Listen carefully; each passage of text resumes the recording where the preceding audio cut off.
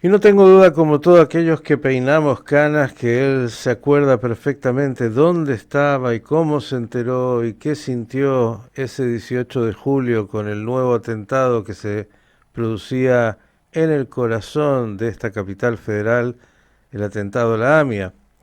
Claro, es economista, es un especialista en lo que es el mercado exterior, está en Europa, entre otras cosas tratando de explicar las posibilidades que tiene Argentina y vamos a hablar de eso, pero también el recuerdo. Y casi como introducción yo voy a preguntarle, porque no entiendo, y me parece que a usted seguramente le pasa lo mismo, la Argentina en su política económica viene hablando de la libertad, ¿no? Libertad en todo.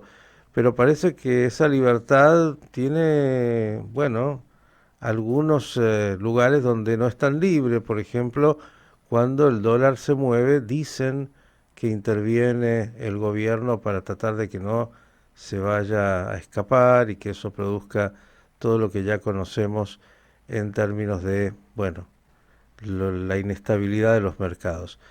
Miguel Ponce, ¿cómo le va? Buenas tardes para usted.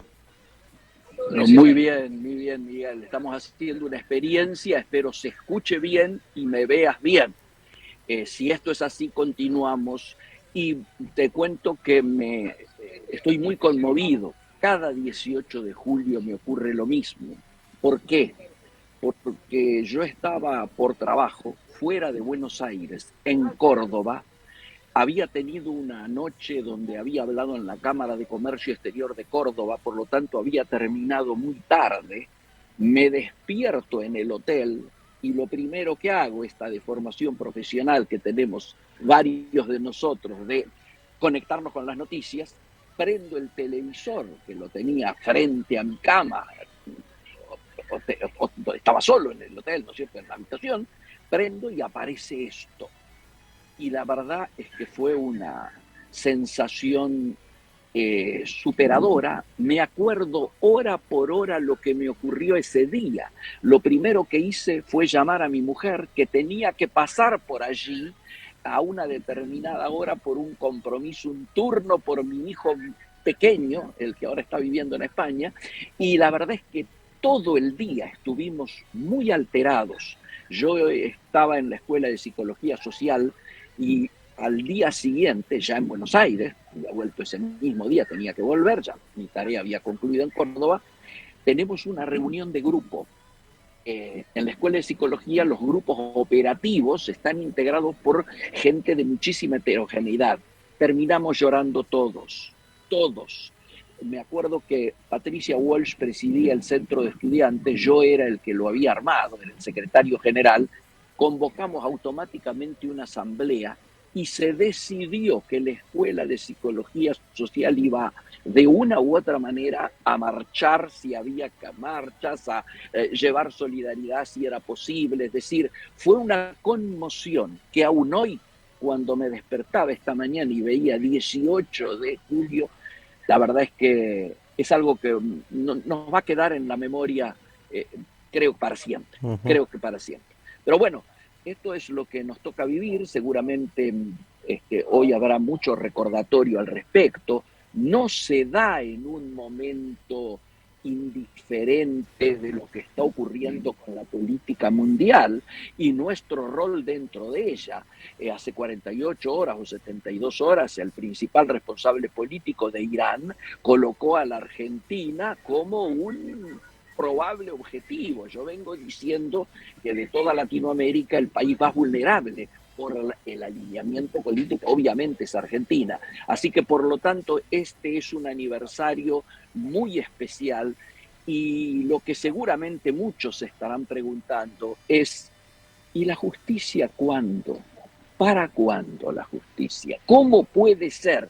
Si bien en Argentina todos sabemos que las causas pueden durar infinitamente y son muchísimos los casos donde terminan venciéndose todos los plazos, ¿no es cierto? Y por supuesto que las impunidades permanentes e históricas en la Argentina no las vamos a relatar acá ni las vamos a descubrir acá. Pero la verdad es que ciertos casos emblemáticos debieran tener algún tipo de tratamiento especial y tal vez este debiera ser el llamado de hoy a la justicia, ¿no es cierto? Se viene el juicio en ausencia, que es eso, querido Miguel, me parece que va a ser un punto de inflexión. Claro, cuando un atentado no se resuelve en las primeras semanas, luego se hace cada vez más difícil y acá además los que han sido sindicados por la justicia se profugaron y nunca quisieron comparecer, lo que todos sabemos, y a partir de eso lo que tenemos hoy. Pero vamos a la economía, ¿te parece? Porque yo planteaba esto de nuestra economía libre, pero no tan libre. ¿Cómo están las variables y qué está pasando? Sin duda, este es un tema que seguramente se discute más en el campo de los liberales que en el campo de los no liberales, porque precisamente allí uno diría, a esta altura, intervención en el mercado laboral, intervención en los mercados financieros, intervención en el mercado comercial, el de la venta de consumo. ¿De qué manera? Diversas.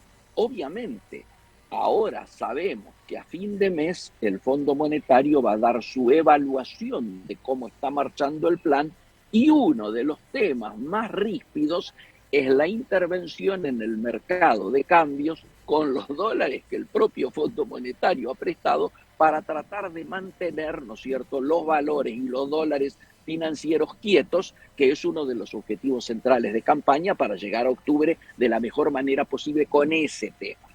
Bueno, allí está la intervención. Intervención en las paritarias. Salvo los amigos bancarios, que no casualmente obtienen los valores que obtienen en sus cierres, todos los demás están planchados en torno del 1, ¿no es cierto? O sea, el gobierno tolera paritarias que terminen empezando con un 1. Bueno, esto es una intervención concreta, sino que lo digan los comerciales, los empleados de comercio, que habían llegado a un determinado acuerdo y se los echaron para atrás.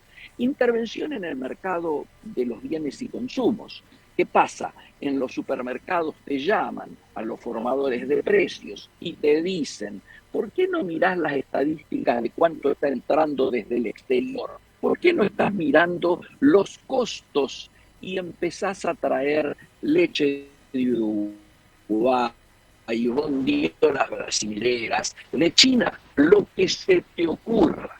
Ayer hablaba con gente de Beijing que me comentaba, por un lado, lo político, ¿no es cierto?, el apoyo concreto y explícito que China le está dando a Rusia, ¿no es cierto?, ante la amenaza de una posible conflagración. Ahora, por supuesto, ha habido algún nivel de recule y entonces el tema está más tranquilo, pero hasta hace 48 horas atrás el tema iba escalando groseramente y de la guerra comercial nos íbamos acercando a la guerra bélica.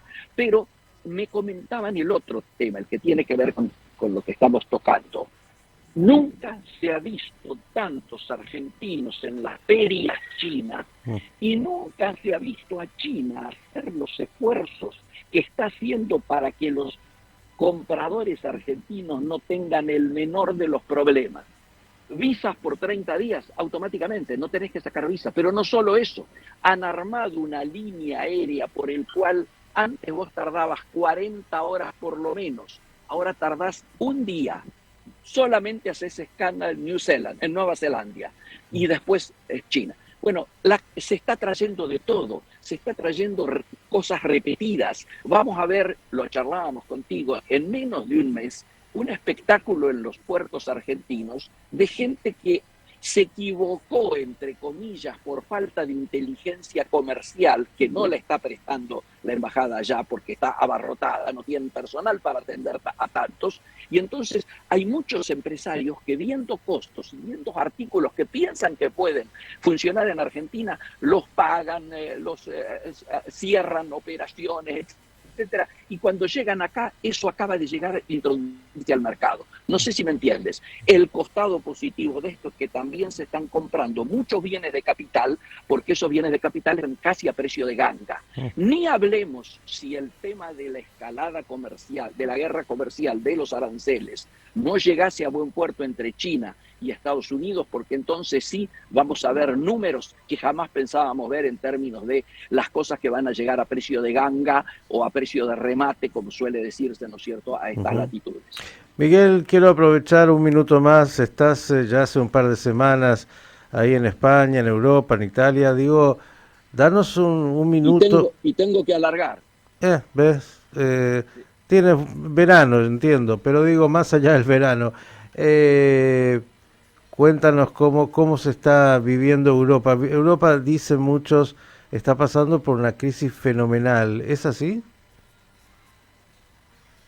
A ver, en la cotidianeidad no lo ves. Ves que está pasando una crisis fenomenal en términos de que pocas veces Europa ha sido tan humillada como en este tiempo, donde Trump le fija aranceles inicialmente del 10, les dice que tienen hasta el 9 de julio para llegar a un acuerdo, negocian, aquí se espantan si se cierra en el 11 o el 12% y resulta que Trump le pone el 30%.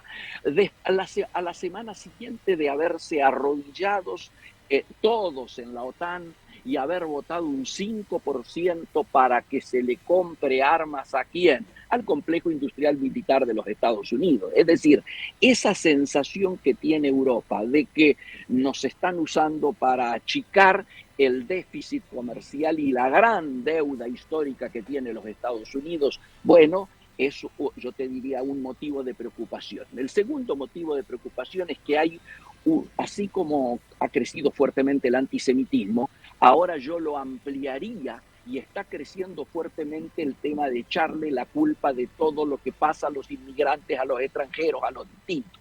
Y entonces encontrás una heterogeneidad muy grande, porque mientras Meloni facilita y hasta capacita a los que pueden venir aquí, sobre todo si vienen de Argentina o de Latinoamérica, no si vienen de África, por supuesto. En otros lugares, en cambio, se le echa la culpa de todo a los extranjeros. Y se utiliza esto políticamente. En España lo hace Vox, en Francia lo hacen los grupos de ultraderecha, bueno, en Inglaterra sabemos lo que está ocurriendo, ha habido persecuciones dentro de ciertos lugares de España, es decir, todas las cosas que aparecen cotidianamente en los diarios. Pero me preocupa esta tendencia que también se da desde Estados Unidos, ¿no es cierto?, con estas deportaciones internales. Este tema está pasando a ser un tema central. Yo diría dos son los temas centrales. Uno, ¿qué pasa con el país, con el mundo que se llenaba la boca con los derechos humanos y hoy protagoniza estos espectáculos? Y segundo, el otro tema que no tiene nada que ver con esto, o tal vez sí, es si el dólar continúa siendo la moneda hegemónica o pasa a ser disputado por los BRICS, básicamente, pero esencialmente porque Estados Unidos siente amenazada esta posibilidad, pese a que en la última semana, a diferencia de las anteriores, donde el dólar venía en caída, y yo decía, mirá la paradoja, en Argentina sube el dólar y en el mundo baja, esta última semana remontó un poco y algunos dicen tienen que ver con este acercamiento que empieza a haber al cierre del tiempo de los aranceles. Entonces, en el nuevo equilibrio, vamos a ver cómo nos encuentra la fotografía. Y cuando hablo de cómo nos encuentra la fotografía, no solo digo a los europeos, cómo nos encuentra la fotografía del nuevo equilibrio a nosotros también. Querido Miguel, hay un can ahí que lo reclama, que me parece quiere que lo saque a pasear. Disfrute de lo disfrutable, gracias como siempre por este análisis y la seguimos porque la dinámica Por del supuesto que sí. mundo es la que conocemos y seguramente de aquí a una semana muchas cosas pasarán aquí, allá y en todos lados. Abrazo grande. Un gran abrazo, gracias por todo, Miguel, y seguimos en contacto. Chao. El ingeniero Miguel Ponce con el análisis económico aquí en Radio High.